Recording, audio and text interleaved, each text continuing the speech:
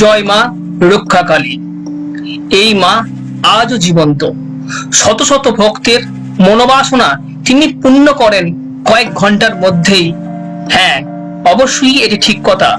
কেউ ভক্তি শ্রদ্ধা করে ডাকলে এই মা তৎক্ষণাৎই সাড়া দেন।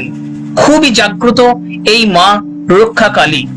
বর্ধমান জেলার ভাতার থানার অন্তর্গত বনপাস কামারপাড়া হরিবাটিতে অবস্থিত এই জাগ্রত রক্ষাকালী মন্দির। এই মন্দিরে পুজো দিতে আসেন অসংখ্য ভক্তরা এবং তাদের মনোবাসনাও কিন্তু পূরণ করেন মা রক্ষাকালী। সমস্ত গ্রামবাসীরা মনে করেন যে কোনো বিপদে মা রক্ষাকালীকে স্মরণ করলে সেই বিপদ অনায়াসেই কেটে যায় এবং মা সমস্ত মনোবাসনা কিন্তু পূরণ করেন। প্রতি বছর 30শে বৈশাখ দোলা করে, এই যে দোলাটি দেখানো হচ্ছে এটি হচ্ছে ফুলের দোলা। এখানে মায়ের পটচিত্র আছে। এই মাকে নিয়ে সারা গ্রাম ঘোরানো কিন্তু হয়। এই রীতি চলে আসছে বহু যুগ ধরে। মা 30শে বৈশাখ সমস্ত গ্রামকে তিনি ঘুরে আসেন এবং দেখে আসেন সন্তানরা ভালোভাবে ঠিক মতো আছে কিনা।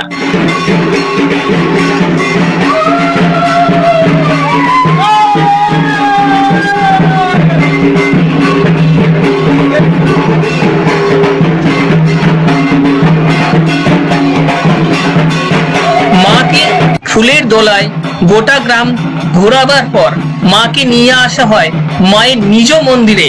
সেখানে মা কিছুক্ষণ থাকেন এবং সেখানে কিছু মানুষজন লাঠি খেলা করেন। কি সুন্দর তার দৃশ্য। গ্রামের সকলে লোকজন মিলেই এই পুজোটা কিন্তু করেন।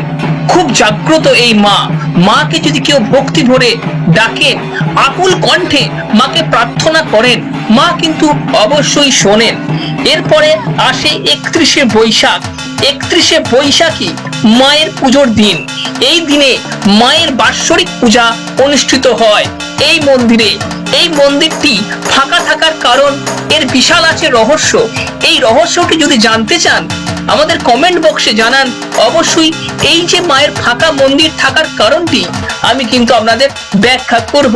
আরো আছে মায়ের অনেক অনেক অলৌকিক কাহিনী, যা শুনলে আপনাদের গায়ে কাঁটা দিয়ে দেবে। আমার কথা বিশ্বাস যদি না করেন, এই গ্রামে যে কোনো মানুষকে আপনি প্রশ্ন করতে পারেন মা রক্ষাকালী সম্বন্ধে। মা রক্ষাকালী বিষয়ে তারা বিস্তারিতভাবে আপনাদের বলে দিতে পারবে।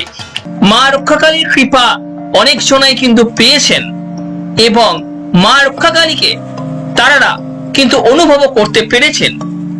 এটি কিন্তু ধ্রুব সত্য ঘটনা। এই মা এখনো জাগ্রত বলেই মনে করা হয়।